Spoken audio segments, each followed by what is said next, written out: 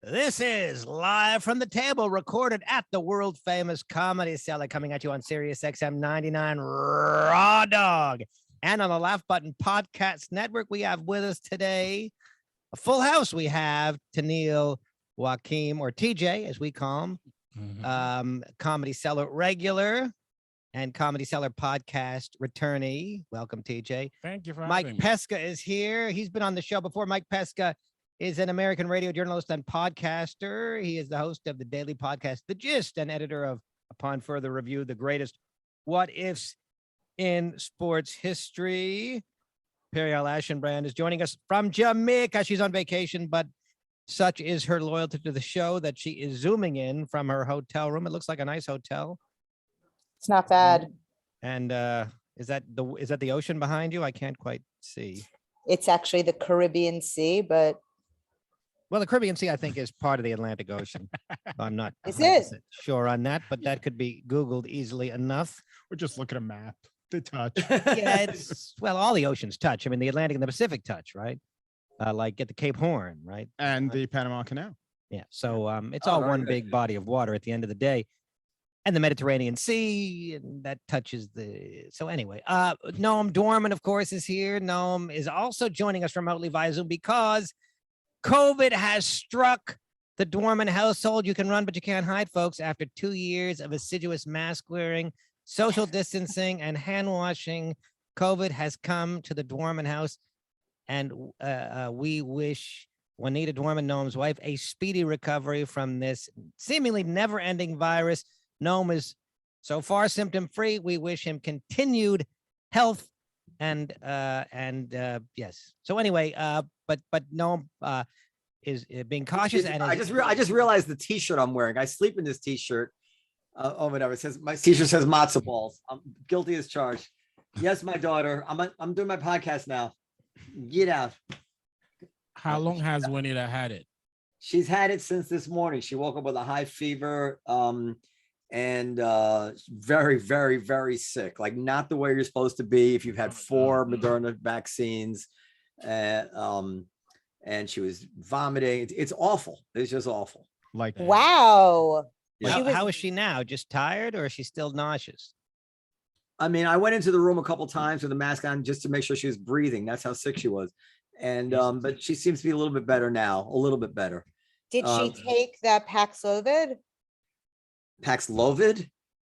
Yeah, she took the Paxlovid, and I think that she threw it up, to be honest. I'm not sure.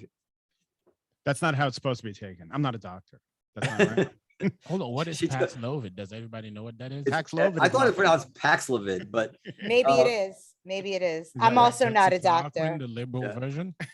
Right. Yeah. It really works and it's scientifically based. Yeah. Yes. but I just had somebody bust my. So I'm taking it too, like prophylactically, as a prophylaxis. And you're wearing a condom. I had somebody give me shit for it because they said that it was it's authorized as a EUA emergency use authorization EUA. Yeah. It's not FDA approved, and he thought, like, why would you take something that's not FDA approved? I'm like, but J&J is not FDA approved. I don't know. Do you think it's an antiviral? I feel like it's pretty generic technology, but maybe I'm wrong. Why would you be youth taking authorization? Just means they sped along the process for it. There's no evidence that it does anything bad, and tons of evidence that it does things good. It's just that it got faster approval because it was so necessary. Yeah, Yeah, I it's get an that, emergency. but right, but I'm not in an emergency, so I don't know. I don't want to get COVID. My feeling is that the risk of getting COVID, especially with long COVID, is still not necessarily prevented by the vaccine. Why would I want to risk getting COVID if I know that I got to be at above 90%? So I mean, what you're saying is the anti-vaxxers won. if my wife and I had a loving marriage, I'd be virtually at 100%. But it's just, but even still, we sleep in the same bed. No, I'm kidding. Well, you're not going to sleep in her. You're not going to sleep in the same room as her, are you? Not now, but I have been sleeping in the same room up until the time that she has these symptoms. So my risk of getting it is very, very high, and I figured I would take this medicine in advance. Anyway, let's get to Pesca because Okay, well, can we first also, before we forget, we didn't address it last week because it hadn't happened yet, but Gilbert Gottfried, we should mention. Oh yeah. Who died last week at the age of 67 after a long illness. Apparently, he had myotonic muscular dystrophy, I believe it's called, and he had heart problems that were related to that. He hadn't been well the past couple years. In any case, he died on Thursday. He was not really a regular here at the Comet. He was a regular at the Olive Tree Cafe because he would come for food. He would come for free food. It's no secret that Gilbert never turned down a free meal. And in that spirit, I went to his shiva, which is the, after a Jewish funeral, they have a shiva where everybody gets together and there's food. Is that a wake? It's like the Jewish Well, I version guess of you a could wake. call it the Jewish version of a wake, I The think. wake, the person's there usually. Yeah, the person's You'll look at it right. The casket is open and you Yes. see them. or not. A but- shiva, the person has already been buried, and then you go and you eat. So it's more civilized, except there's a lot of myths like no mirrors and tearing of garments. It's not exactly 21st century mourning. The way we do wakes in Haiti is you do it the night before the funeral. The body's not there. It's just food and drinks and games. And people just hang out till 3, 4 in the morning. Now, TJ, don't take this question the wrong way.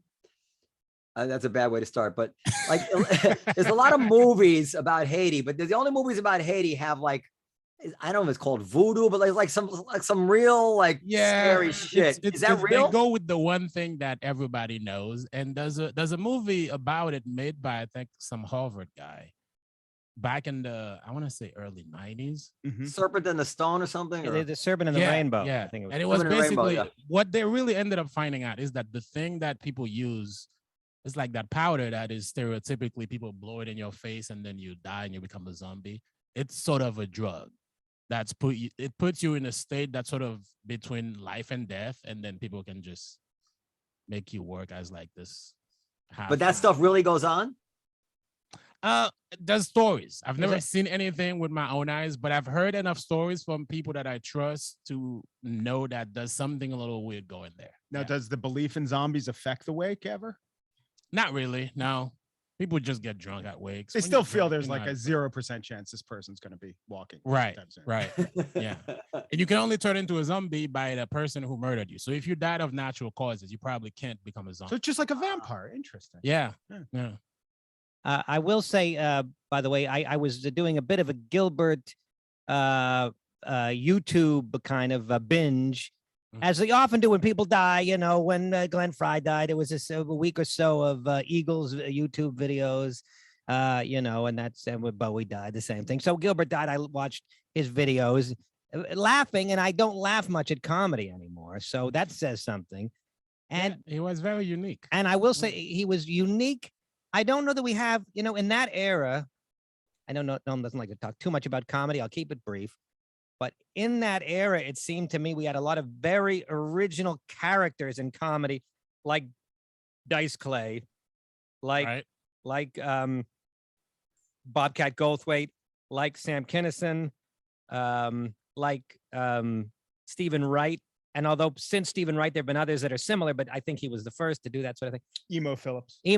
And Gilbert. And I don't know that we've seen that. Can you name anybody that's come out in the past 10 years, say, that is that character oriented?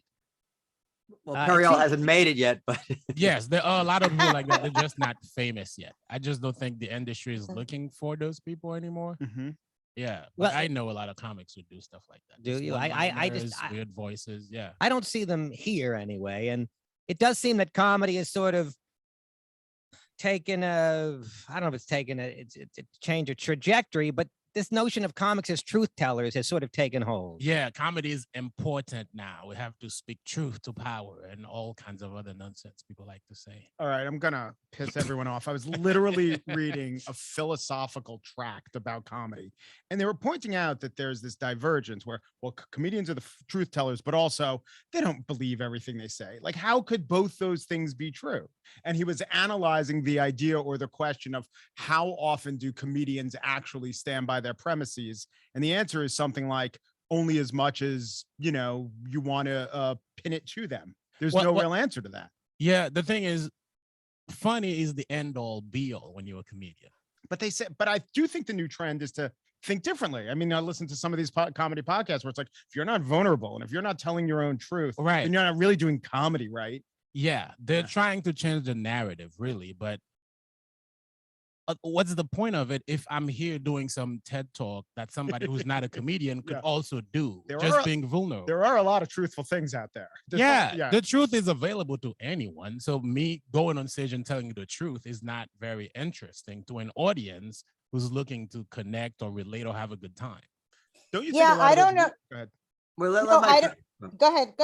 Don't you think a lot of those weird traits, a lot of those unique comedians, at least the bits or large chunks of their either persona or what they were doing that was funny were absorbed into maybe more likable, normal people? Like when Gilbert comes out and does the whole thank you, and for 5 minutes pretends to thank everyone. I've seen a bunch of comedians doing a version of that, right? And so maybe it's not attached to the whole guy who will go anywhere for a free meal, but it gets absorbed into regular comedy. Stephen Wright is out there as like a 9 or 10 out of 10. Todd Barry's like a 7 or 6, just the kind of laconic joke teller. So I think it kind of does get absorbed into the Borg, but you're right. There's not like the person who's just doing that and challenging the audience not to like them. Yeah, I agree. Well, what'd you say about it, Dan? Oh, Periel, what'd you want to say? I was just going to say that I'm not sure that comics, or even frankly, audience members subscribe to that, right? I don't know that comics necessarily are trying to tell the truth. I think that there's, this sort of movement now in political correctness or whatever you want to call it, that this is what we're quote unquote supposed to be doing. But I agree with TJ. I think like the end all be all is like whatever is going to be funny, right? Like that's the standard. Yeah, I agree. And I think you're right in that comics aren't necessarily doing that, but I do think comics are generally desperate people. We're trying to do whatever we can to get where we need to be. So people will do it because they feel like that's what the industry supports, even though it's not genuine. I've seen people who do that. So I'll say a couple of confounding things, and this is what I do on my show. A lot of hypotheticals and pushback and devil's advocate. I've seen, I think it was Camille Namjani saying that early in his career, he used to do his parents as having the Indian accent and he would get a laugh. So if the baseline is do what you do to get a laugh, he's crushing it. But then for him, it just, the way he would describe it is it became not his truth. It became a performance, and it didn't matter that he got the laugh. He went something vulnerable. So at that point, he went something more realistic. So at that point, he is running away from the idea of comedy telling the truth.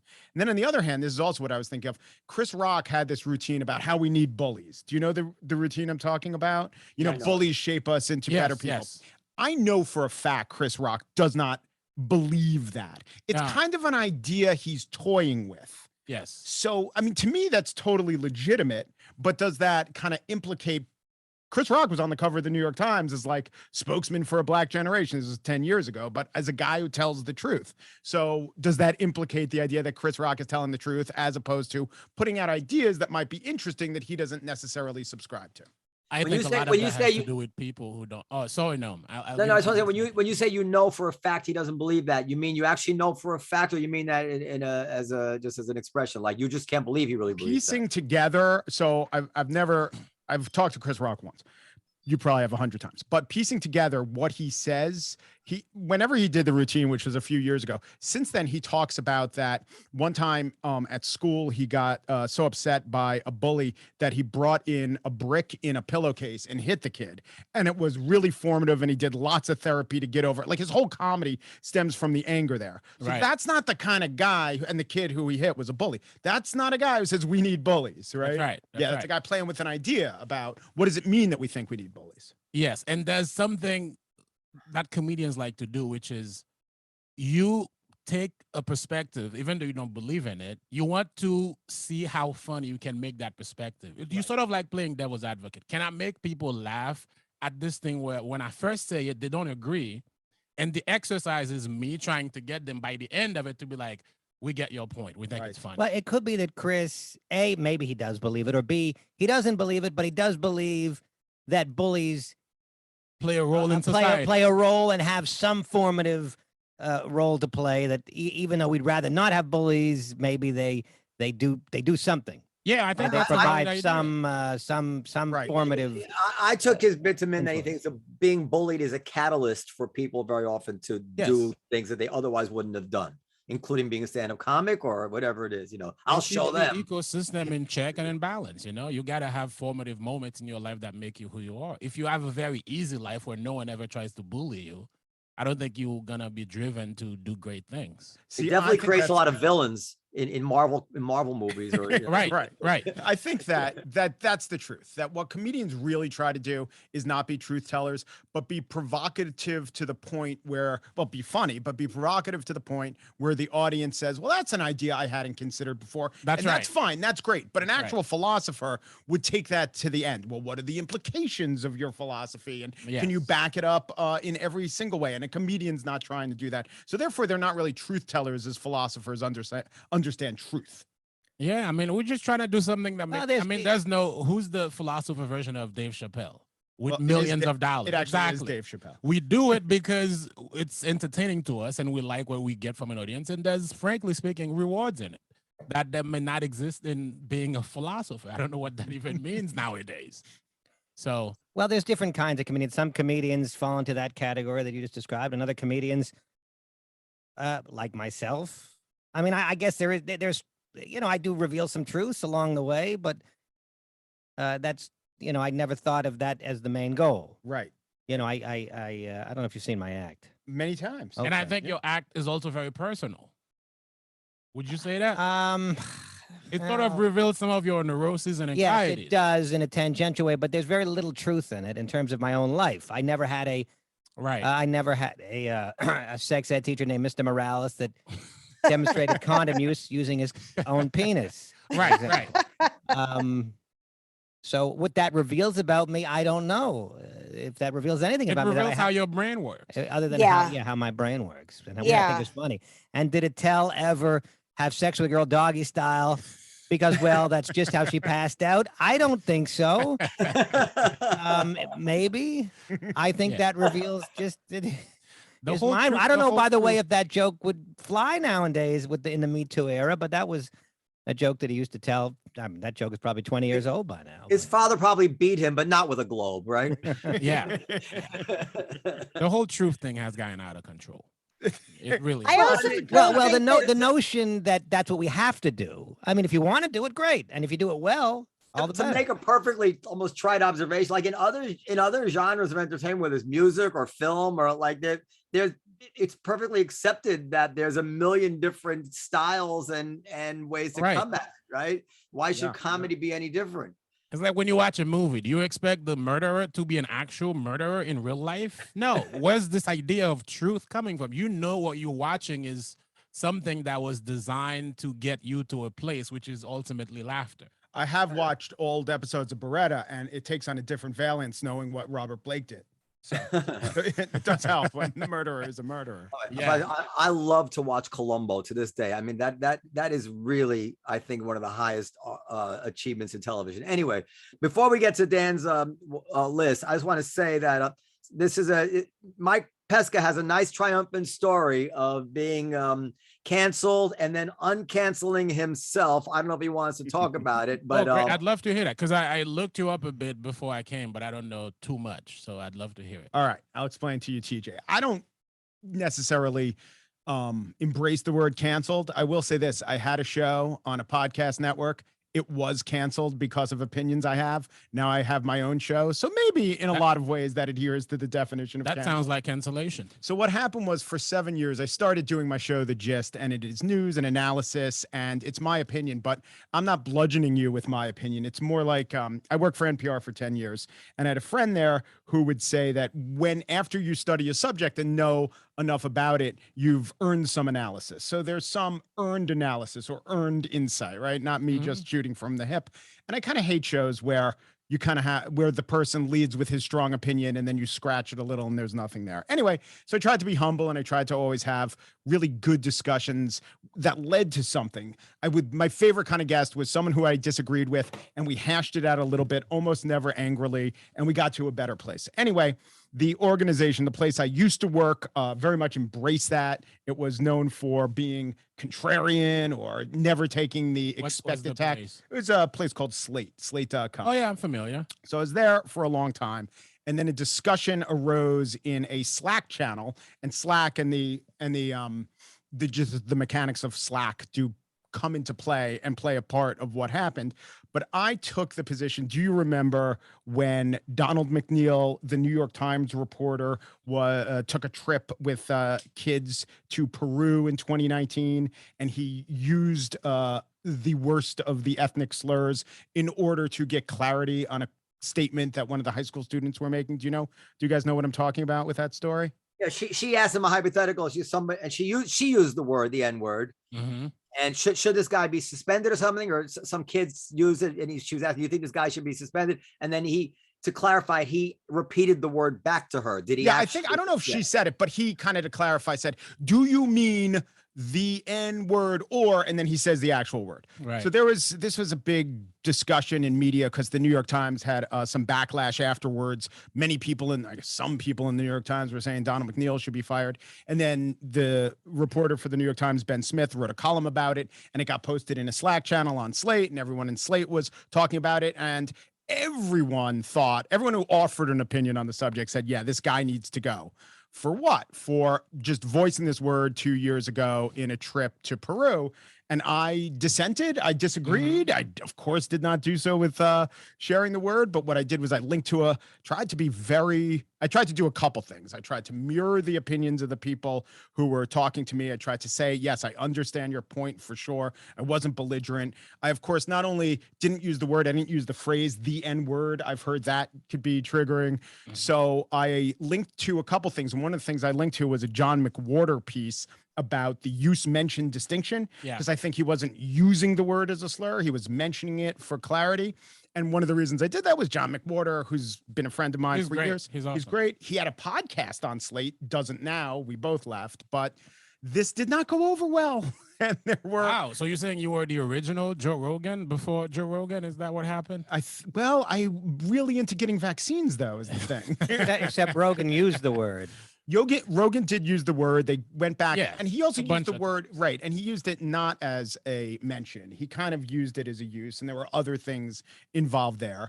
And there was a time, if you go back to my career, in 2004, I reported on a trial in Howard Beach, not the original Howard Beach trial. If you're in New York, you remember that. There was another hate crimes trial where the whole trial was Randall Kennedy, the professor from Harvard, came in as an expert witness to try to argue that this word has lost some of its power, and if a white person used it, it's not ipso facto proof that it was a hate crime. Anyway, that defense lost. But in doing the report for NPR, I said the word on the air because in 2004, 2005, while working with an editor, this was just seen as the way to do it. And my position is that while I'm extremely sensitive about people being upset, and I don't want to be a bad coworker, and I'd never jut out my chin and say, well, I don't care. I'm going to use it. I don't care about your feelings. I do care about people's feelings, and I care about the audience's feelings. And the one time I contemplated actually using it on the show in a direct quote, in a story where it was very relevant, I did pull back after tracking it, but then saying, no, let's not use it on the air for a whole lot of reasons of sensitivity. Anyway, it did add up that this Slack discussion redounded to Slate and I realizing that we had to part ways, and perhaps with neither of us doing so particularly willingly. So there were economic negotiations, and today I own the show outright. I do my own ads. I'm hopefully getting to an economic place that rivals. You're not homeless. You seem like you have a nicely ironed shirt. I iron my shirts. There you go. The unhoused can iron their shirts, though, TJ. Right. So I'm doing pretty good. I did go through this. It did give me a lot of insights as to the truth or exaggeration of especially the people who say there is no such thing as cancel culture. It's all consequence culture. It's all a necessary corrective to the excesses of the past where people of color didn't have a voice. Well, it is true that in the past, people of color had much, much less of a voice, and there were gatekeepers. It can also be true that in the present, there are overcorrections or, people who are pilloried and set out to drive for reasons other than, strictly ethical ones. Okay. Yeah, you definitely by pure definition, you were canceled and then you bounce back. And that's part of your journey now. It's part of who you are. Yeah. I want to know what was the argument of people who think it should not even be used even as a mention? What's the argument? I don't think I've ever heard that one. Well, what they would say and what they did say is, this word has such a unique history, and just to hear it brings harm and creates. I'll give you another example that's not even mine. There was a professor in Chicago. I don't know if you guys talked about this on the show. It was not the University of Chicago Law School, but University of Illinois, Chicago, I believe.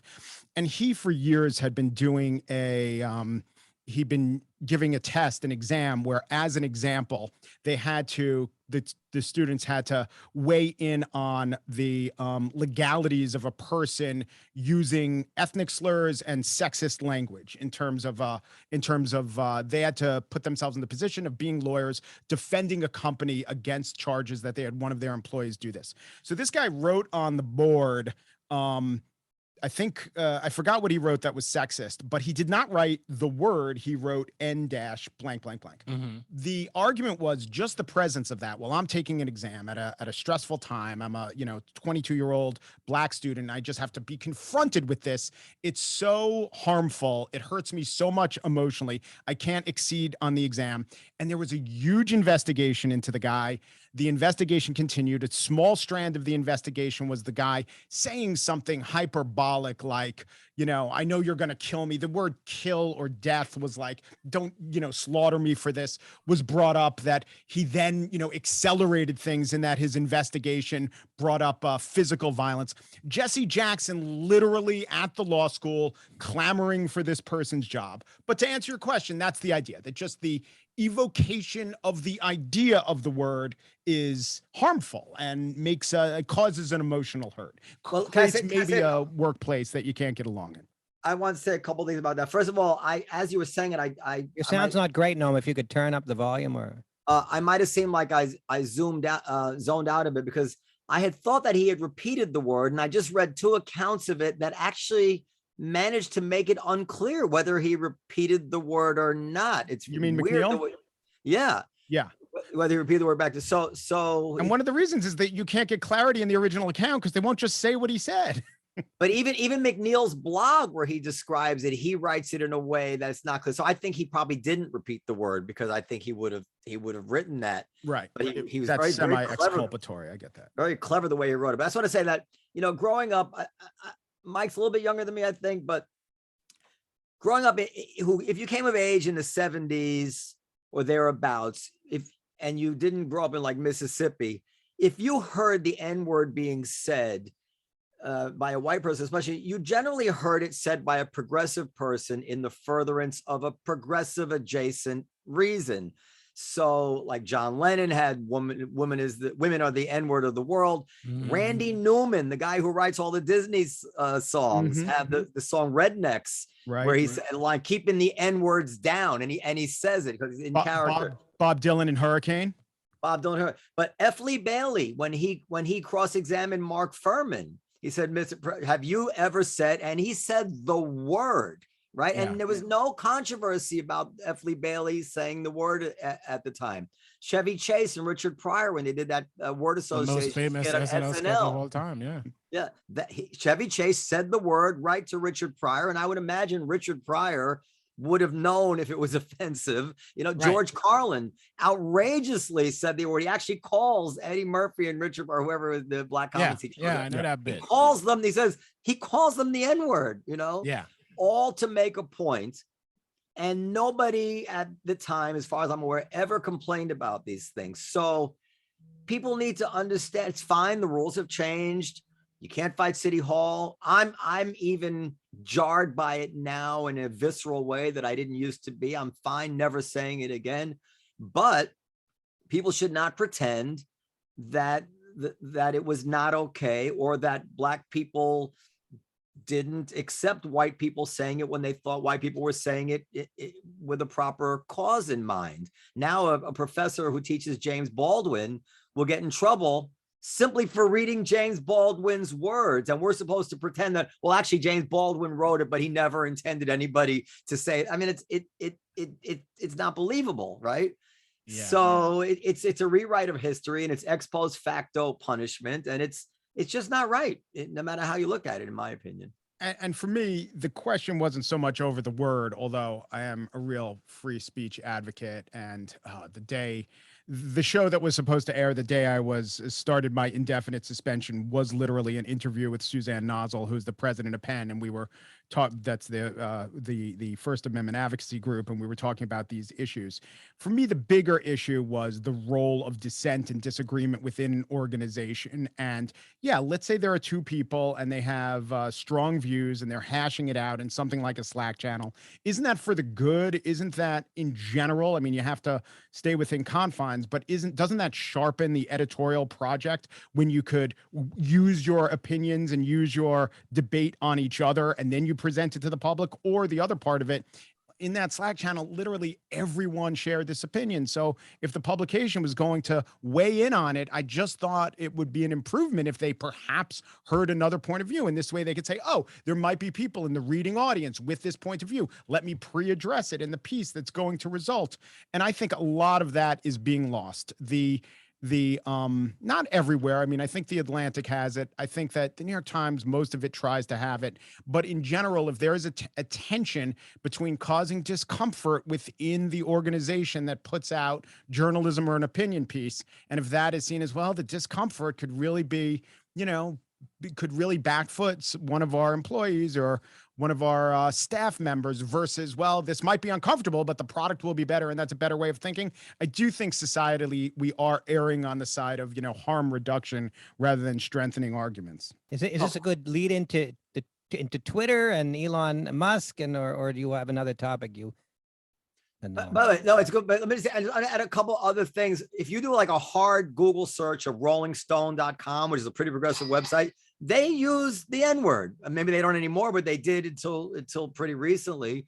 And even this Joe Rogan video that's going around, this compendium, this montage of all the times he said the N-word, this video doesn't bleep it out, which is kind of a little contradictory, because if it's so horrible to hear the word, I mean, my kids have seen this video. This is totally viral. Well, because they want you to understand, they want you to get the full effect of Rogan's crime. Right. But sometimes when people use the N-word, like if I'm reading To Kill a Mockingbird to my kids, I won't say the N-word to them. But what I'm doing is actually robbing this novel of its power, because the word is used in order to be ugly. It's like to teach them a lesson of the ugliness, and I suck and dilute the ugliness out of it, because apparently you just can't hear this word. But you also know your audience. But this is Brett Stevens' argument that he says you should convey the quotes of Strom Thurmond and racist senators from the past and George Wallace, and you should convey them in full effect so that they land on you and have the impact that you're supposed to have. But he had to write that in the Washington Post because the New York Times wouldn't run it. Oh, that's right. That's the Post, the New York Post. But I was saying one other thing, just so you know how far things have changed. When I was in law school, a very common argument of the free speech types was that executions ought to be televised, because if we're going to have the death penalty, people should have to see what it looks like. That's what Phil Donahue said. Yeah. So we should be able to see executions on TV, but if anybody says the N-word during them, you have to bleep them out. As long as we pixelate the nipple, I think we're fine. Exactly. Okay. My main issue with that argument, the one where people say, if you just mention that word, Black people will just crumble like a chocolate chip cookie. Like, I'm positive this is not an argument made by Black people. Was there some sort of poll conducted where Black people say, we can't just hear it, because if we do, we'll lose our own sense of humanity? Well, I'm sure it's white liberals in academia. Well, it it came up with that idea. I think it's generational. In 2015, Key and Peele co-wrote an op-ed in Time magazine saying that exact point. I am not such a innocent naif that I will dissolve into nothingness if I hear this word. Now, I doubt they would. Well, I'm certain they wouldn't express that, but it wouldn't surprise me if they even changed their opinion on that. And I do think, and Jonathan Haidt talks about this, generationally, people under 25 have, or maybe Black people under 25, and certainly white allies of Black people under 25 have a different view than that, TJ. I think. Well, what I think that is, and I've had trouble expressing this in words, but what I think that is not a rational thing that people have come to. Because I'm feeling this way too. The word has taken on kind of the visceral impact of when a Muslim sees the bottom of the sole of a shoe. You know, like, you know how they like, this is the ultimate insult. And you can't, all you have to understand is that when a Muslim sees a shoe next to somebody's face, Yes. you could read the reaction on their in their vital signs. What you're saying is it's gone from intellectual consideration to taboo. To a real conditioned response that again, I have to admit, I feel it now. Yes. Like I didn't used to feel it. I remember a time where if the word came up in the workplace, I would sit with like Steve King, our door guy there, and we would discuss it. We'd both use the word. I would never say that word now. Do you have an idea of when that happened? Do you think you sort of a victim of the media you consuming around you? What do you think happened when you went from being okay with hearing it and then now it's just you don't know what to do with yourself? It's when you read about my story in the New York Times, right? Yeah, well, it's happened gradually over the last 6 or 7 years, I'd say. I try to resist it only because I know that it's not intellectual. But but at some point, actually, I began to just not want to say it because you can't fight City Hall, but it just sounds too ugly. It's the one vulgarity which we've just like Lenny Bruce made fun of the fact that we had these taboo vulgarities, but now we have one that we've all embraced, and someday some comedian is going to tear it apart and show the flaws in it, just like Lenny Bruce once did. But also some comedians have already. Well, black comedian. You mean a white comedian's gonna start using it? I think so. But let's say some like punk rock doesn't give a shit, white comedian will do that. But that also made me think that maybe we should have a new sympathy to the people who were offended by Lenny Bruce, because there were people who were so offended by the words that he was using. It seemed silly to us. Yeah. But it really walloped them. It really hit them between the eyes. And now that we have a word which we understand what it means to be hit between the eyes and just in a visceral way by a word. So that's what Lenny Bruce was doing to those people, you know? So you kind of can have some sympathy for them that you might not have had. I guess the onus is, I suppose, on white people, because I'm a It always is, isn't it? Here's the onus that's on you guys, because I wouldn't enjoy that if I'm not a white person, so I don't know. But I guess you have to make that distinction in your head when you're at a show, because I know black comedians who you just use it all the time. I don't, just because it's not my usual vernacular. But so as a white person in a comedy show, you have to make the switch in your head when a black comic just drops it left and right. They laugh at it. They know what it is. I guess in their minds, like, this is coming from the right source, so it's okay. Yeah. Versus if it's a white person, so I got to switch my brain and be like, now it's not okay, because the color of the person who said it changed. I have to say, whenever I hear a black comedian using the word so very often, I do laugh less. Maybe it's because of what I've been through, but it does pull me out of it a little bit. Do you feel the same way? No, I don't even hear it as the same word when it comes out of a black person. Right, because it is kind of a different word. It's not the same word, but it is a crutch oftentimes. Just like a white comedian might say fuck, fuck, fuck, fuck. And sometimes it's necessary, and sometimes it adds to the joke, and sometimes it's just, he's trying to get a laugh by saying fuck or bitch or this. That's true. And sometimes the N-word is effective and well used and will provoke a laugh in me. And sometimes I feel like you're just trying to get a laugh by using this word. There's nothing else there but this word that you're trying to force a laugh with it. I'm sorry, Dan. No, sometimes I see it as a crutch, just like the F word is a crutch, and sometimes it's used legitimately. Yeah, it can be a crutch. So there was this middle time when, there was a time when I said that in an intellectual context, a white person could say the word and I didn't find it offensive. But there were always these dumb white people who would say, well, how come I can't call somebody how come I can't joke with my black friend and call him the N-word because they can call each other, what's the difference? And they would pretend to not understand the difference, or maybe they really didn't understand the difference. But no, I always thought it was jarring to hear a white guy pretend to be so familiar with somebody black that he could use it in a joke or call, hey, my N-word. No, I always thought that was off limits, just as from an emotional intelligence point of view. That's not what I'm defending here. I do think that comedy is a lot different from almost every other walk of life.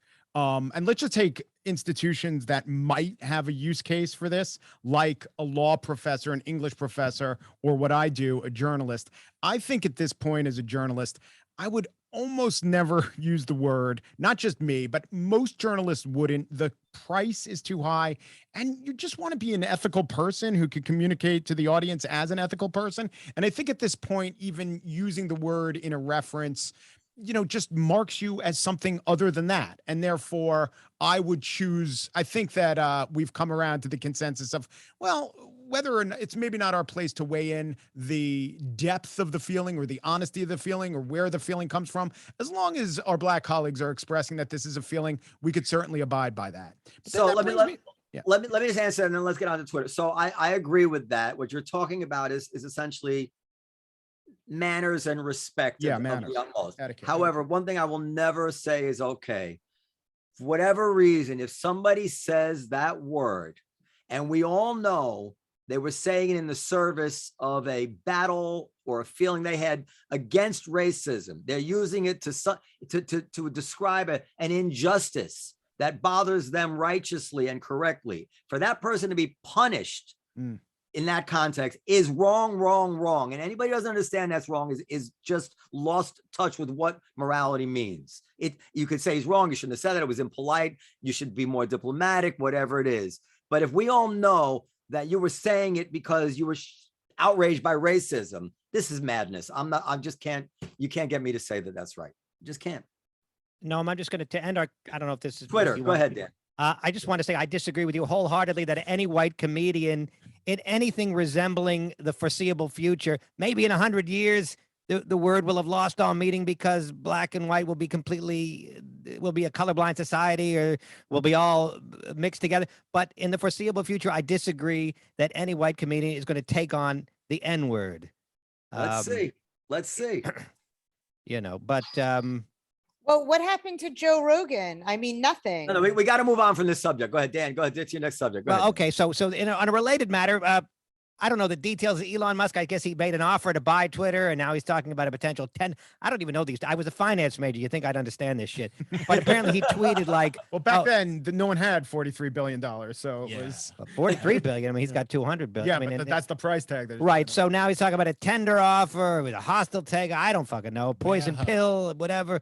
Anyway, Elon Musk talking about taking over Twitter and making it a little bit or a lot more open and less censorship on Twitter. And of course, people are making, arguments in both directions as to whether, a private company has a right to censor, but should it censor?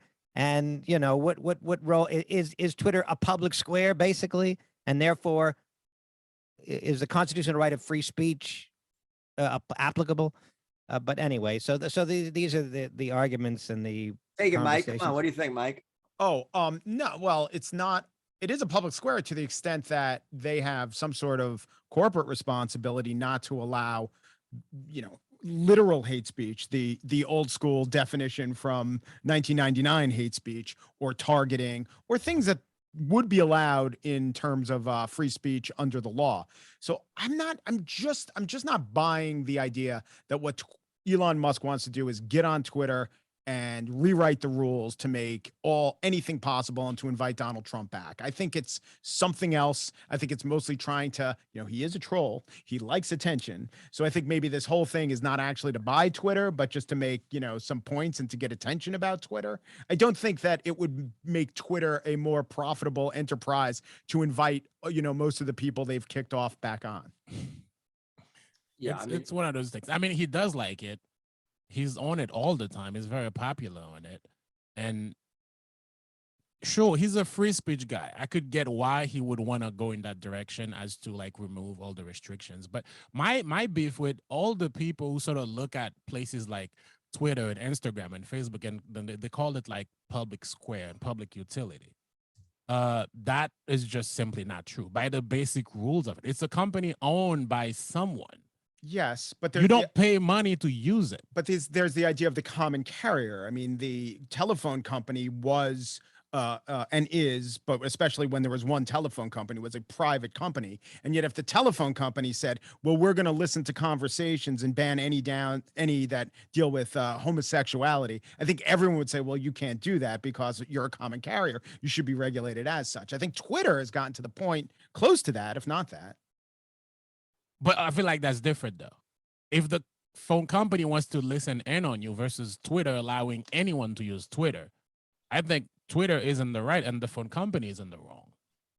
Well, my point is that if the example is a private company really can do anything as regards free speech, there are certain private companies that what is free speech except as the thing that's exercised by radio, newspapers, and now Twitter. And so Right. if they're allowed to make rules about free speech, but the government should also, or at least society should Yeah. be able to get involved and say there have to be parameters for this. There should be some regulation. And the question is always, what are the parameters? Right? Well, I think it's two issues. One is legally, in the case of the phone company saying we're going to listen to your conversations and we're going to censor you, that's probably illegal, I would guess. If they're Right. doing it. Under some sort of reading of Yes, First that's Amendment. probably illegal. But yeah. Even if you signed a paper saying I agree to this, Mhm. it might be illegal. But legality is one issue. The second issue is policy. Is the world a better place? Whether or not it's legal, illegal, constitutional, or unconstitutional, is the world a better place if Twitter says Donald anything Trump goes? can never get back on. No, if Twitter says anything goes, and you can all say what you want to say, does the world become a better place? Does the exchange of ideas become more robust? Is information? No, I mean, obviously not. Twitter is so structurally antithetical to the productive exchange of ideas that it doesn't become a better place if we take back all the trolls who were on Twitter and who got kicked off. I mean, exactly. All those companies, what they do is they hack your psychological system to make you use it more. So why are we pretending that those companies are the good things for humanity? I think the bad outweighs the good massively. The amount of children who are depressed and anxious because of social media, especially young girls. There's a lot of people who wrote about this.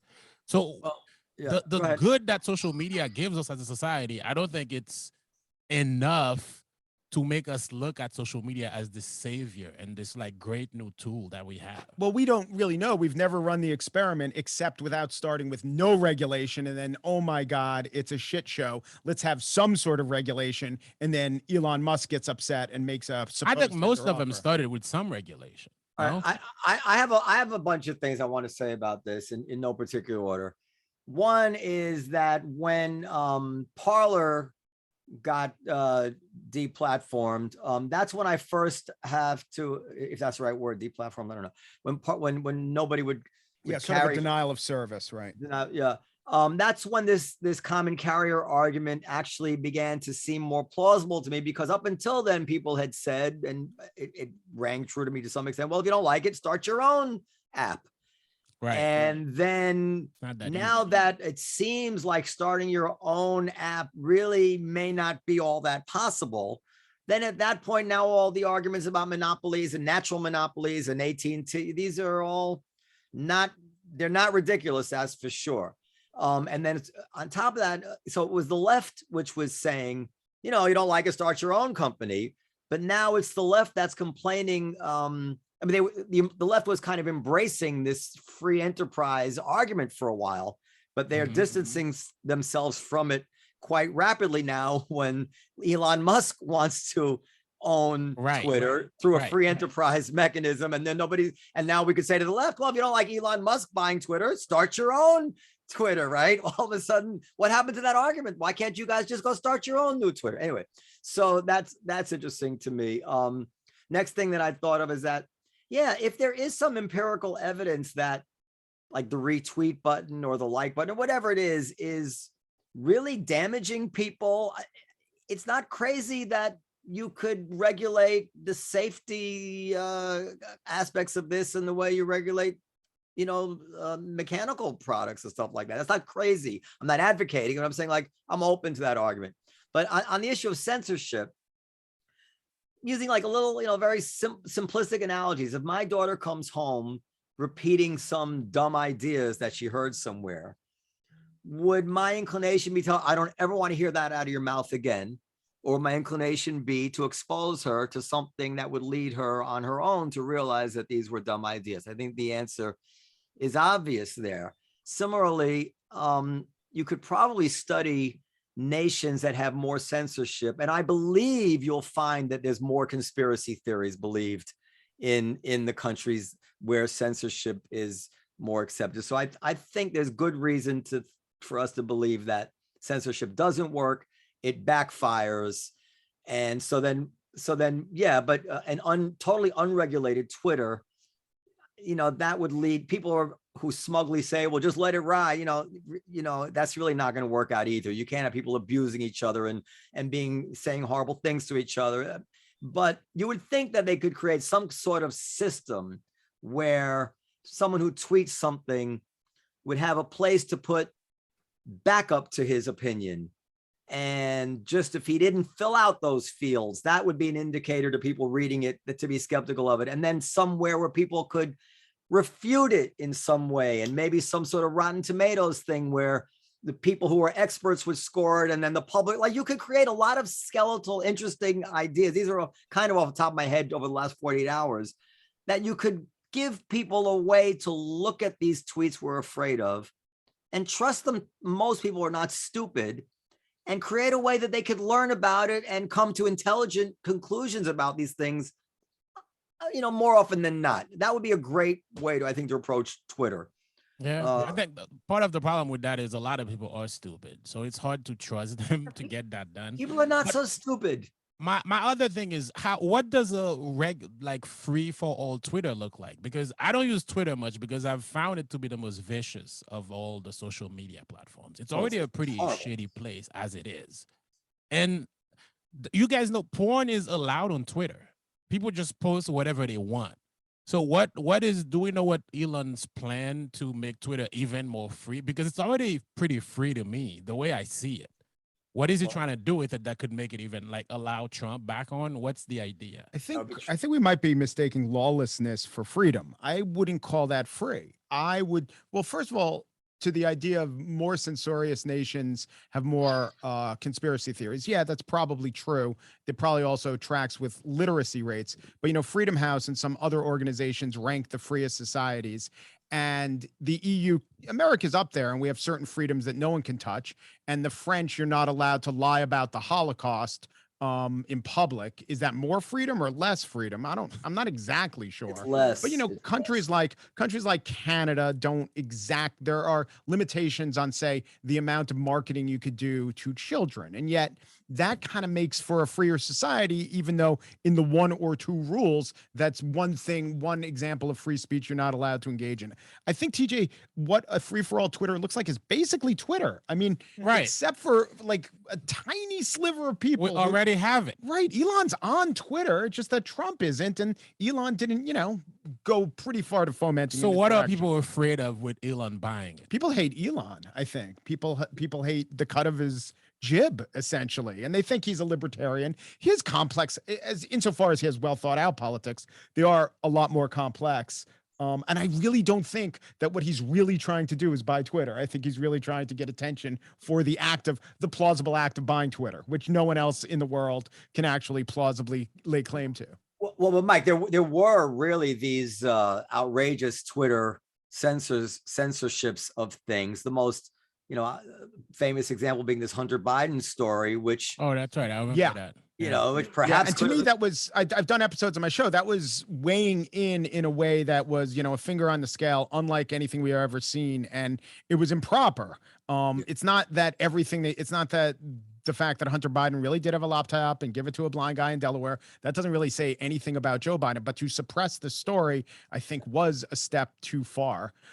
And Matt Taibbi has a lot of good content where he interviews the censored. And of course, he's only going to pick good, compelling examples where the people who were censored shouldn't have been. And it's because content moderation is kind of a joke. Maybe if there were good laws around it, we wouldn't have to hire, some workers in Bangladesh to look at videos of drones killing people and decide what goes up or what doesn't. I mean, there is no content moderation. Jonathan Haidt in his new article talks about, even if the most perfect content moderation, that the most dedicated person came into play, you would still have 90% of Twitter and Facebook totally unmoderated. You'd have 40 or 50. This is what the whistleblower pointed out. You have 40, 50, 60 languages in which there's zero content moderation. You know, this war in Tigray, it's not because of Facebook, but there were certainly slaughters, not just deaths, but slaughters that stemmed from lies that were perpetrated on Twitter in a language that no one who is employed by, Facebook, in a language no one employed by Facebook even understood, let alone was tasked with moderating. So it's a big problem. It's not about free speech or free expression. It's about, you know, being responsible, not just corporate citizen, but world citizen. And they always lean in the same direction. And I had a situation, this wasn't on Twitter, but it was Facebook. I just posted on Facebook a Chuck Schumer tweet from the previous Gaza war, and it was taken down as being offensive.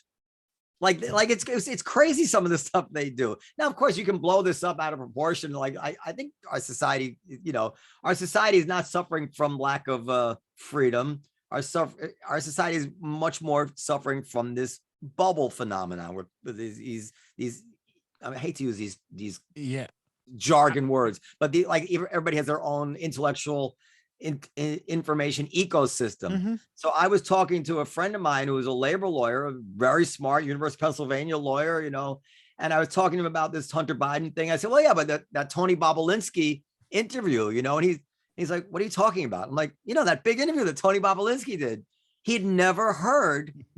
He literally, you know, he had never heard of this huge story that every single Republican quotes from memory, you know? And I was like, this is a serious thing. Literally from two different worlds, people are getting their information. That's a much more serious problem than Twitter, I would say. Only 6% of America is on Twitter. So that's like barely anybody. Yeah.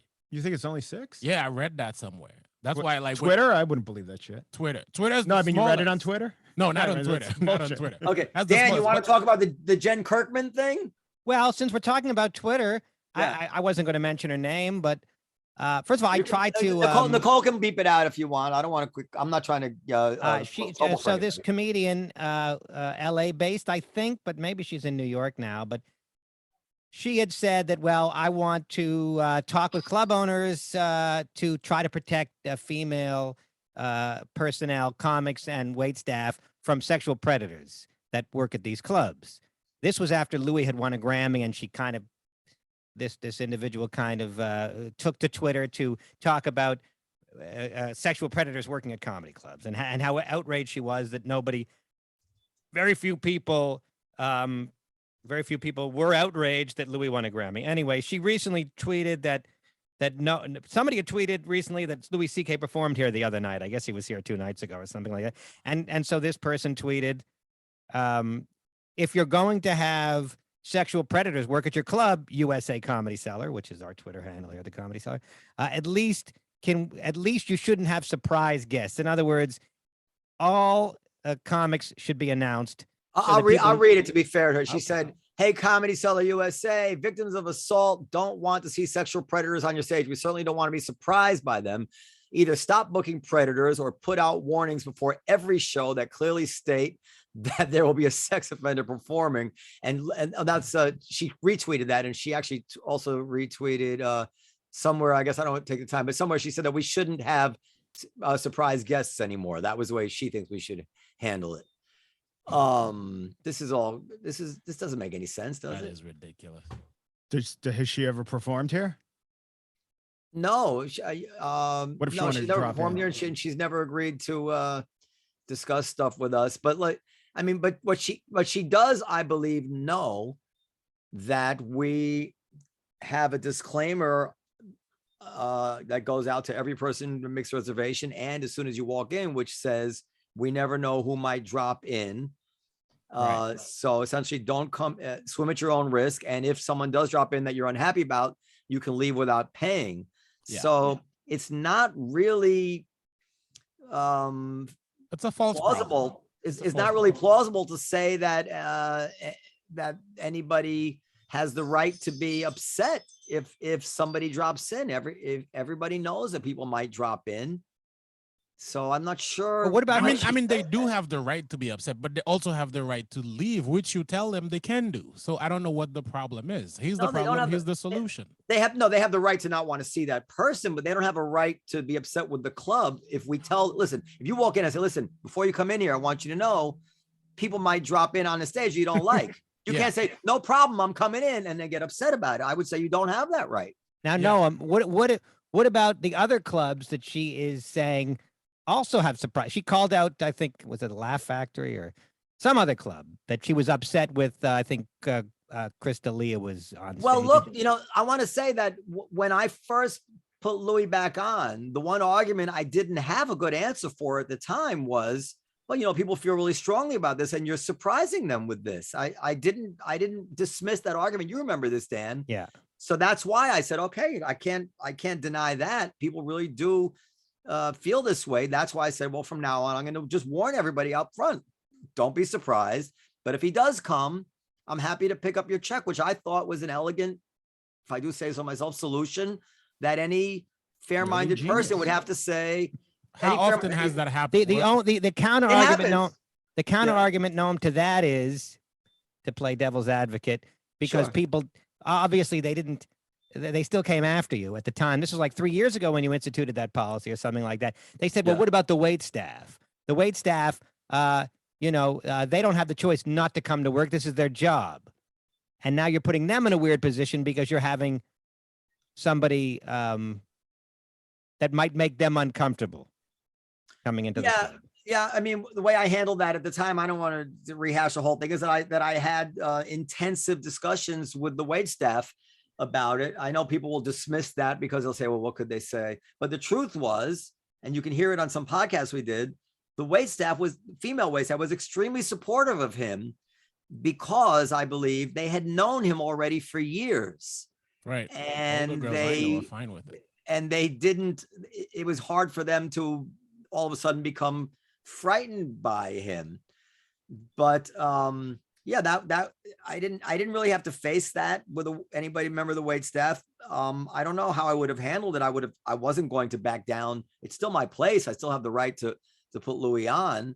So But I mean, But look, I but would've- you could be a But waitress. I would have looked to work something out with the waitress to make her happy as I could, But you could be a waitress at any restaurant in New York City and Louis could walk in. And are Yeah. you the owner then supposed to say, no, Louis, you can't be here because I have female wait staff that don't like you? No, but the difference is with the wait staff analogy, I'm not sure which way it cuts, but a customer is paying their money to you to see a show that they presume they're going to have a good time at. And they feel like, I'm paying you this money and now you're putting on this.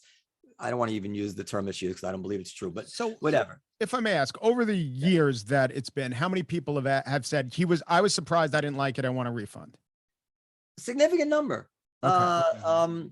As I've told this before, but it's really true. If Louis comes on second, people might roll their eyes, but they sit through it because there's 4 more comedians come on.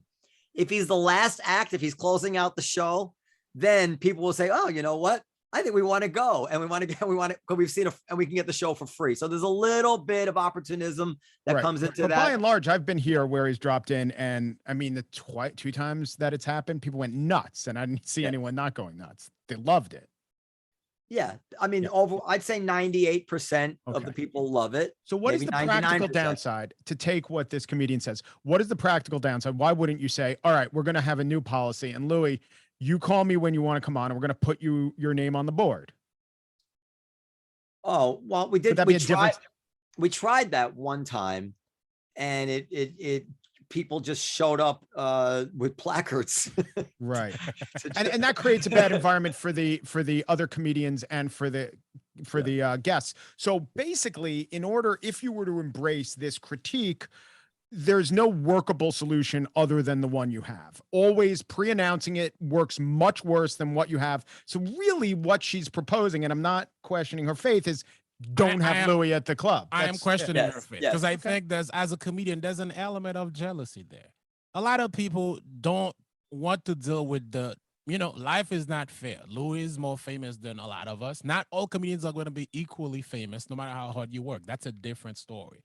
No, So TJ, does- I would have to disagree with you. I mean, you're describing something that can be true, but I don't think we have, or you have enough information to put that on this woman who might feel very deeply about this cause. She in a way might, that but there's can also an element of this person did something and now they have to go away forever. Who are you to say that this person should not be able to work ever again? Oh, Who I who think gives she's you the right to 100% make that wrong. law? I don't think there's any principle of a workable society which she can put forward, which would allow Or there's no for- redemption. Oh, no redemption, or I mean, there's no where the all the incentive structure is for people to always deny, never admit, because so long as they keep denying, they can get away with it. Where the boss has no forensic or procedural way to even determine what's true or what's not true. There's a million problems with it. Right. Yeah, well, I guess you would say it's not about forever punishing, or it's not about no redemption. He hasn't taken the necessary steps, whatever she would lay out. But I just think of all the other cases where you go to a blues club or you go to a place where music is being played and you have no idea which guys in that band or which women in that band have done anything wrong. And most of the same people, I guess, who are protesting, let's not book Louis in the club, also definitely believe in the ban the box movement, which is don't ask people if they are felons. Some of those felons probably sexual predators. So, I mean, I'm not asking for the critics to be perfect, but there are so many imperfections right at the surface of this criticism. I don't know how deeply I could go. I mean, Of course, when did somebody ever criticize? When has a liberal ever criticized a business owner for hiring an ex-con or hiring somebody who had a bad past to turn himself around? It flies in the face of everything they used to believe in, you know? yes. Yeah, it's very circumstantial belief. Like, I believe in it when it works for my very specific politics. Yeah. That's all it is. Mike, sorry. I was gonna say Jerry Seinfeld had this quote that goes, if you knew everything about everyone, you wouldn't like anyone. Yeah. So And that's true in this very specific circumstance, specifically in the work of arts. People just have lives that are very different from what you think you know. I guess the task of an advanced pluralistic society, and Noam is the embodiment or the person in the club who gets to make the rules, is you want to do the most good for the most people, but there really is no way to accommodate. I do think you have, some sympathy for the person who is surprised, but it seems like there's no way to accommodate this comedian's critique with all the other factors that we're talking about. So it really is a clash of competing virtues as opposed to right versus wrong. I would It's say purity. that's It's a good ideal. You'd have to Political commit purity. some other sort of ethical wrong in order to accommodate this person's definition of ethics. Mike, if I could just, you said, well, why can't we just put Louis or whomever else on the schedule? Sometimes oftentimes they don't want to be on the schedule because it's a last minute decision. They're in the neighborhood. You know what I'd like to do is set at the Comedy Cellar. And this is one of the things that is offered to comedians of a certain stature. I can't do this. Right. But a comedians of a certain stature can do this. They can say, I'm in the area. I hadn't planned on it, but no, let me stop by and do 10 minutes. So we allow for that or Noam allows for that flexibility because it's generally speaking really good for the club. Yeah. To have it's not, Dan. I mean, you're absolutely right, Dan, but it's just not workable. Like, there's no statute book where I can say he did or he didn't do it. There's a moving standard. Some people, by the way, were outraged that Aziz came back. And most of us say that's ridiculous. Aziz, like, that was such a bullshit accusation against Aziz. But there were women out there who wrote me equally angry emails about Aziz coming back. So do I have to accommodate the least common denominator? Like, it's not workable in any way. There's no objective standard. And I, to go full circle, the nicest solution is to tell people, listen, this is the way we're doing it. Don't come if it really bothers you, or if you want to take the chance, it's fine. You can just leave. And by the way, your drinks are on me. Yeah. No, that's still not enough. You're still a bastard. You're a bastard. Oh, come on now. Well, But TJ, don't dismiss the sincerity of these people, even though you can't understand their beliefs, because you're probably going to be wrong. They are sincere. That's fair. That's fair. Some of them are sincere, but I do think some of them are malicious. Yes, of course.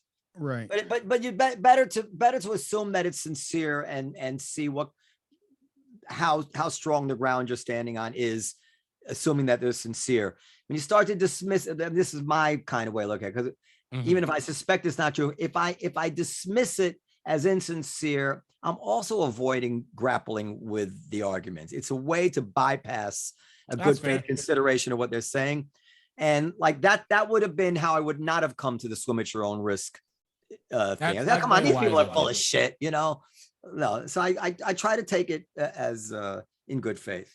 Periel, where do you stand on this? You've been sitting here being Jamaican for an hour now. What's going on?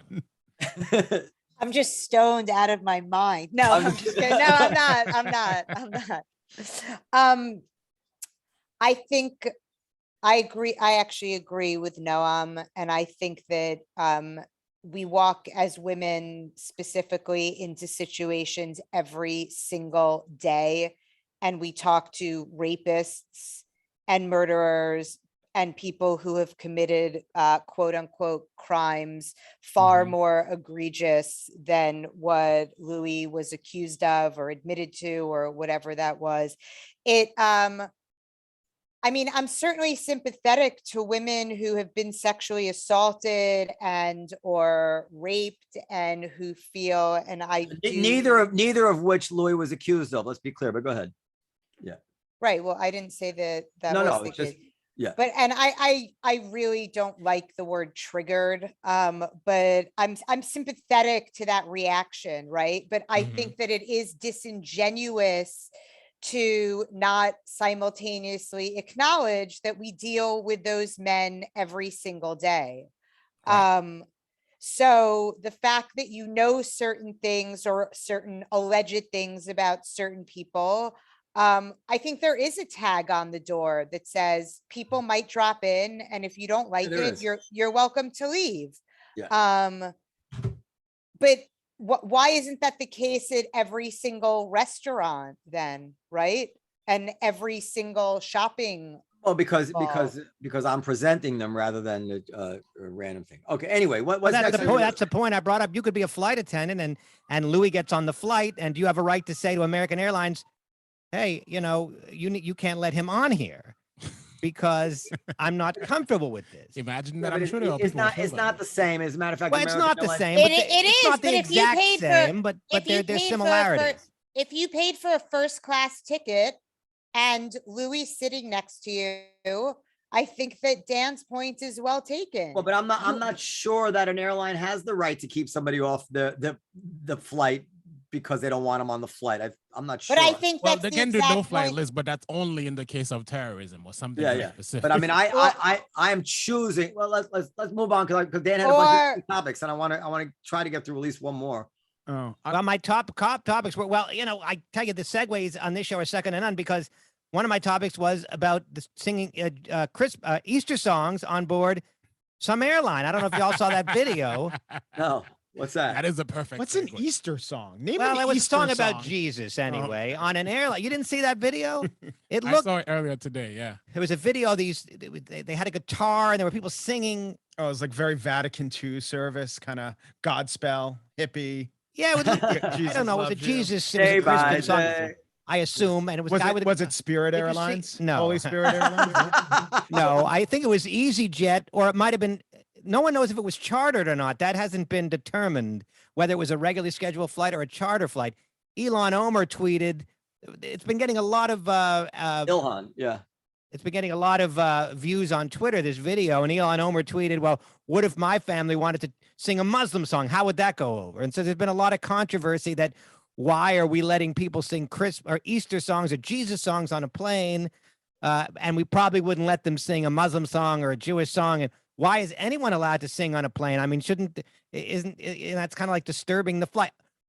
Now, the counter argument is that this might have been a charter flight where everybody was sort of on the same page. But assuming it wasn't a charter flight, it's hard to imagine that they would let. This guy had a guitar. Is Jesus his co-pilot? Are you allowed to say that? I don't. What's a Muslim song? The call to prayer comes to mind. Well, but I know of no Muslim hymnals. No, but basically almost every Arabic song, or many of them are talk about Muslim themes. I mean, Elon Omer was doing something very specific that Twitter people do. She just wanted to dunk and prove that, they're going to think of all people as terrorists, so they wouldn't allow them to do that, which is sort of antithetical to what America is. I live in a neighborhood where there's a lot of mosques and Muslims pray all the time in the streets. Nobody bothers them.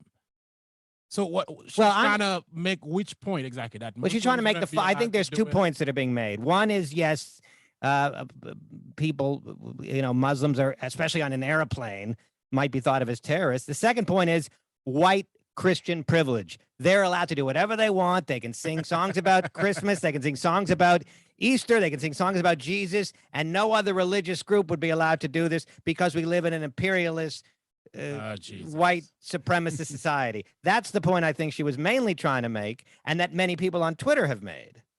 Well, I just want to tell you guys that I met the Easter Bunny today in Jamaica, and he is black. So I don't know about Is the Easter Bunny in Jamaica also? Is that a thing over there? Dan, I'm sorry. What you're saying, just okay. If I were on the plane, I would find it beautiful to hear a Muslim song and a Muslim holiday. I would think that would make me very proud as an American. But I understand not everybody would feel that way. But it brings to mind something my father used to say about his childhood, like when they would have Christmas carols in the public school when he was one of the only Jewish kids. And he says, we always knew this was a Christian country and we loved and we're so happy to be here. And as Jews would begin to complain about this, my father would always be disturbed by that. He'd say, what are you doing? The country's, 85% Christian. Like, you really expect them to outlaw Christmas because you don't like it, and now as the country is on a trajectory to become literally no one thing, but maybe 5 different things, all at about 20%.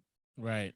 You have to wonder whether that's a workable formula. I mean, if there's one that's 85%, everybody else kind of knows that's the way it is, that kind of works. It may not be fair, but it kind of works. Or it might fall apart if it's become 5 different things trying to fight. Yes, it might really fall apart because I will say that in the history of the world, it has never worked. So there's that. But, mostly demographics, one demographic group doesn't so overwhelm the other demographic group just naturally.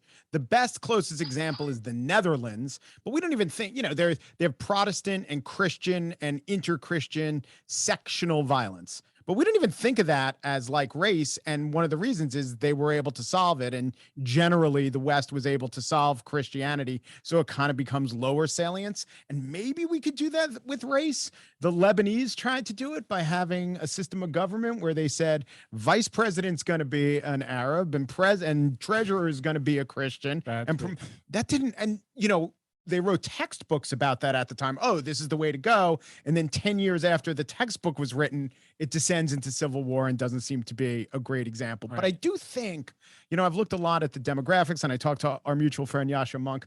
I do think it's a little overstated what becoming the majority minority country is. And it kind of locks into place this idea, especially of Latinos, which are the rising demographic, as being so different than white. And I don't mean we are all children under the same God sense. I mean, the history of America is all these different groups eventually becoming white and absolved into the mainstream. And sadly, I don't know if it will ever happen for Black people, but just demographically, if more and more Latinos start to identify as white, then we won't become a, quote, majority minority country. We'll just be a bunch of different white people of different hues. I mean, for a country to work, you do need to have a dominant culture.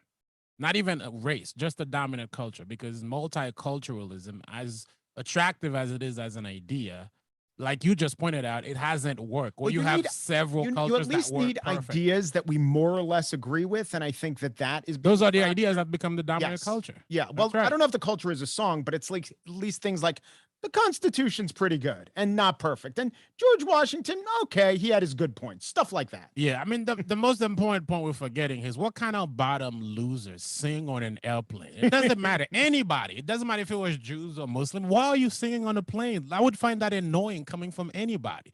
We're all trying to get to someplace. Shut the fuck up and enjoy the flight. Agreed. If it's nice music, well sung, I probably would have thought it was a good diversion because I get very bored on a plane. And I do listen to my There's music on movies my- and on my- podcasts. Yeah, it's but live outrageous. entertainment wouldn't offend me if it was well done necessarily. But I don't speak for the entire flight.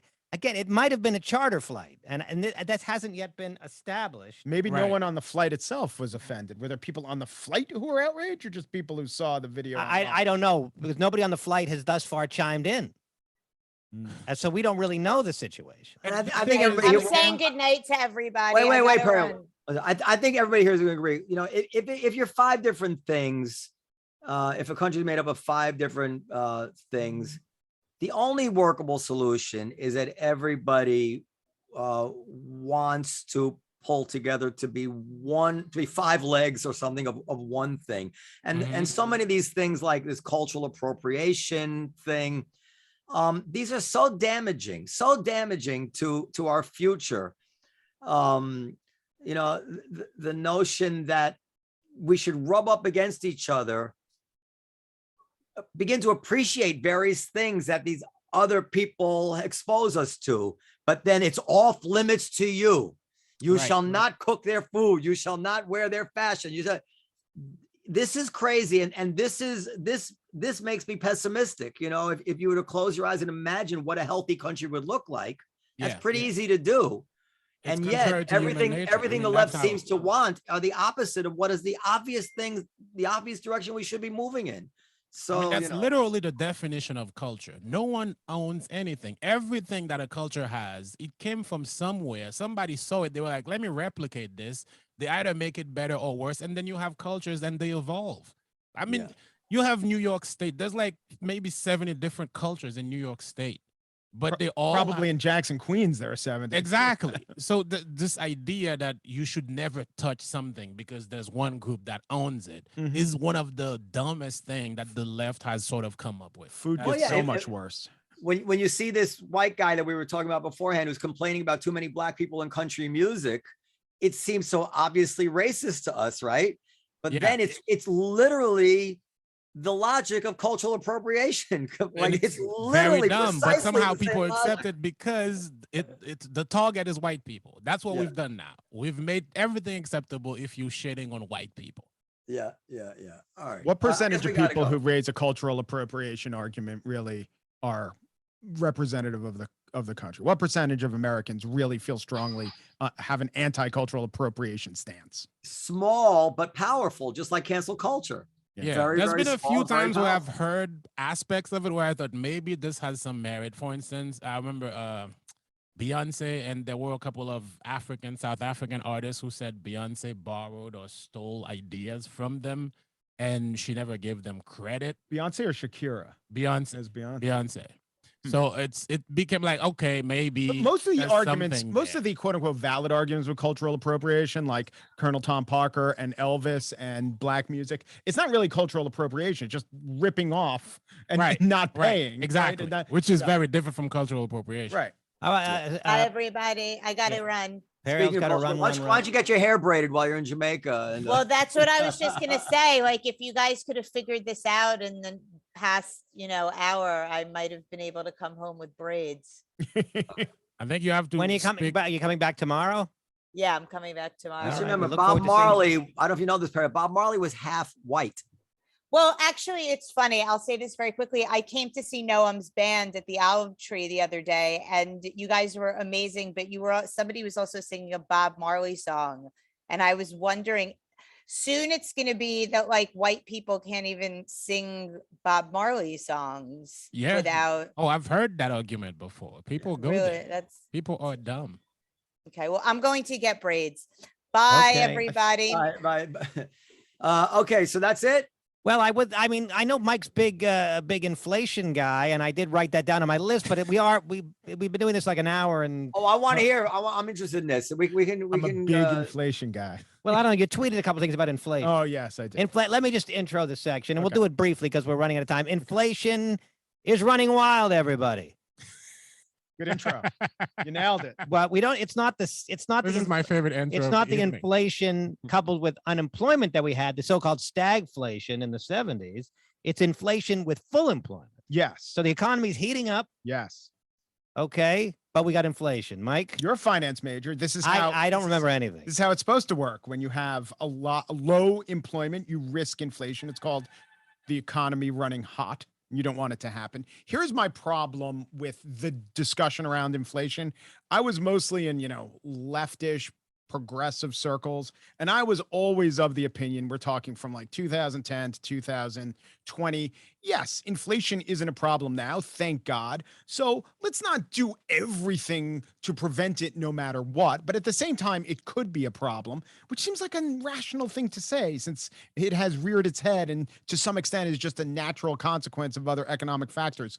But I have to tell you, in these progressive circles, the idea that anyone would ever be worried about inflation was not just laughable, it was seen as almost evil. You were either a total idiot to worry about inflation, or you were engaged in a bad faith argument and just lying. You're not really engaged. You're not really worried about inflation. You just want the rich people to keep the money. And it just was it's an inaccurate way to set policy where you never contemplate this very real thing that can happen, and it did happen. And now the argument now, very quickly, is that when we see inflation, the same lefty circles will say, well, I mean, we got hit with a pandemic and we got hit with supply chain problems and we never could have foreseen that. And that is true, but oftentimes bad things happen and then you get the economic consequence that comes with those bad things. But of all those people saying, well, who knew about the supply chain? Who knew about the pandemic? Then at the time when you voted $1.9 billion in stimulus, were you worried about inflation then? And a smart person would have been, and some liberal economists were. But for the most part, the people who are the snarkiest on Twitter would just laugh at you and say, oh, the only reason you're raising a specter of inflation is that you're a bad, stupid, or evil person. It's not a good place to be in where you can't even have a decent debate. Right. I would invite everybody to watch. I don't know if you saw it, Mike. There was a debate. There was two of them now, but the first one between Larry Summers and Paul Krugman on this very issue before it happened. And at the time when I saw it, it was so clear to me that Larry Summers was wiping the floor with Paul Krugman in terms of what were pretty much common sense arguments, fundamental economic arguments. Yes. Yeah. You're putting in, people are going to have 3 times as much money to spend than they had before COVID, you should did you hear it? I'll send it to you. And to me, Summers seemed to be not just winning the argument, but you almost had to struggle to think what kind of point Krugman was making. And the answer is people on the left just hate Larry Summers. They hate him as a person. Well, and Krugman actually made some blatantly political arguments about well, this is bad for Democrats if we do this, which is, an economist shouldn't be saying that. Yeah. And I want to make one other point about this, because one of the left-wing hot, maybe it's already been destroyed, but there was a hot left-wing argument, essentially, if I understand it correctly, which is saying that you could just print money. Yeah, this is the MMT, modern monetary theory argument. Yeah, and I was just wondering, when we were contemplating all these sanctions against Russia, if the MMT people ever said, well, we can't hurt Russia with sanctions. They can just print money. why can't Putin just print out the money and give it to his people? Isn't that what that teaches? Well, their argument is, the US dollar is different from every other currency. So, since we essentially set the rules, the MMT people aren't taking a loss. People who believe in the MMT people literally write arguments saying, well, they've been proven right. And I don't. How do they have an example of how they've been proven right? Their idea is that you could run the economy super hot and create low unemployment by pumping a lot of money into the economy. And that is true. And then the counter argument is then inflation comes. And now they're saying, well, let's see how it plays out over the next 6 months or a year. We could use controls, not beforehand, where we set high interest rates. We can combat it by raising the interest rates. So we'll see. Either we'll go into recession and then the MMT people will still say they're right, or we'll narrowly avoid a recession. Well, the question related to comedy is, will inflation have an effect on comedian pay? And that always seems to be the one exception. There's so much of this podcast that seems to be a backdoor labor issue between you and me. Do you ever notice that? Yeah, that's kind of a fun little interplay that we have. It's an underlying. It's a bit, right? How do you like the bit? No, it's an underlying theme. Since we're going past the thing, I don't know if did I discuss this with you, my Robert Reich's tweet about Starbucks? No. Did I discuss that with you? So, Tell you know, me. Robert Reich is a real lefty on economics. And he tweeted one of the, and this does come back to comedy then. He tweeted one of the dumbest things I ever heard. He complained that Starbucks he complained that Starbucks was raising their prices during this inflationary period. His argument being that Starbucks has tons of money. They don't need to raise their prices. They can just, and I was thinking immediately, what an idiot. Every mom and pop competing with Starbucks needs Starbucks to raise their prices, because until Starbucks raises their prices, they can't raise their prices. And if they can't raise their prices, they haven't got all the capital that Starbucks has. So it's almost predatory. It would be predatory if Starbucks didn't raise its prices, because it would starve everybody. What would Yeah. that do? What would that do That's for how the Amazon bought everybody. Wait, let me finish. So what does that have to do with comedy? Right now, there is inflation, and it's cutting into my bottom line for sure. But there's a part of me that says, if it's hurting me, it's got to be killing my competition. And you know, I'm reluctant to raise my prices, because I know as soon as I raise my prices, all the other clubs will be, oh, thank God he raised his prices, and they'll come up with me. so you're starving them like Maripol. A little bit, but I mean, I don't believe in raising prices, and I do it as a last resort. But yeah, Dan's right. Like, if at some point the cost of living is just going up, the comedians need to make more money. I'm making less money. Yeah, I might have to raise the prices. You know? How does Robert Reich think that employment happens or the wages of workers rise? I mean, based on that, if the company is making less profit, will they be hiring more workers? Will they be paying their workers more? They will not. Usually profits rise, and then to keep that going, or to get more profits, you get more workers in there to keep the train a chugging. And if you have a profit margin that's lowering, it's not good for workers. Mike, listen, when some things are so obvious when you do it, and you can't, and the smartest people in the world don't get it. Like, even people were so puzzled why no one was coming back to work. It's like, they're not coming back. I knew they were not coming back to work. They're still not coming back to work, by the way, because they have plenty of money. Like, the only reason nobody wants to work, but the only reason somebody doesn't go back to work is because they can afford not to. Right. Period. And so I say, remember those tweets that were denying that was actually a phenomenon. How I'm a could they deny Democrat, it? I'm a liberal, but you could go to all the Pod Save America guys going, all these Republicans saying people don't want to work, they just want to save their money. Yes, it's true. It's a true phenomenon. It's documented. It's documentable. Remember it. We still can't do our brunch in the Comedy Cellar because I can't get a staff together. I mean, it's getting better gradually, but I know why that is, because people don't need to work.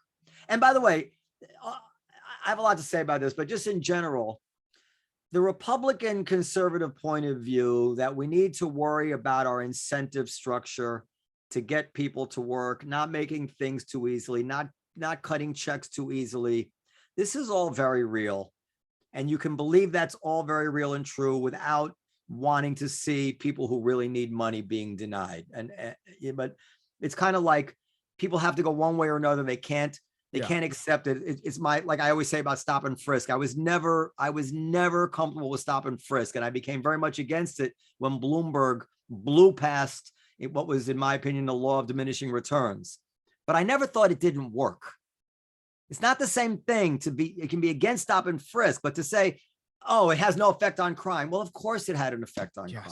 Of course it did. Of course, all economic policy creates incentives and disincentives. Right. Like, of course it does. And there are probably a lot of Republicans pointing to certain incentives or disincentives, and they're exaggerating. And you know what? If you raise the minimum wage from $7.25 to $8.95 nationally, it is not going to hurt businesses. But if you raise it to 15 in Alabama, it actually will. And it's not because Republicans are assholes. It's because of economics. Yeah, I agree. All right. I think that's a good bullet point to end things. Either I'm a liberal or Mike's a conservative. It's a little scary here. I don't know. Michael, thank you for coming by. TJ, thank you. Thanks for having me. Noam, hope you don't get COVID. Get well soon to your lovely wife. And we hope to see you. Same to Emmett. Like, I don't know if I want me to say his name on the air. We can cut it out. No, that's fine. Mike's son has also been, I guess, is had. He's got a touch of the vid. Yeah, he's got. I just saw him literally 2 nights ago. And again, you're most symptomatic before the symptoms start. So, that's all I'm going to say about that. Have COVID, and I was right next to him. But okay. Okay. Podcast at comedycellar.com for comments and suggestions. Please let us know. We talked a lot about comedy. We talked about inflation. We talked about Jesus on airplanes. We talked about so many things. What did you like? What didn't you like? What do you want to hear more of? What do you want to hear less of? What do you think about Mike Pesca? Is he great or what? What a Those are the pleasure to have choices? a professional on the air. It's amazing. TJ, let us know. Should we have him back? We've had him on a couple times. Yeah, so please, let us know. Nicole Lyons, Hello. how do you do? What do you think of this episode? It was great as always. You can't. But she's like a poker face, but with her voice. Yeah, as always, you can't. You trust. can't. The as really- always is a little deflating for you and me, TJ. And, yeah. just two other guys. All right, talk. thank you. We'll see you next time on Live from the Table. Good night.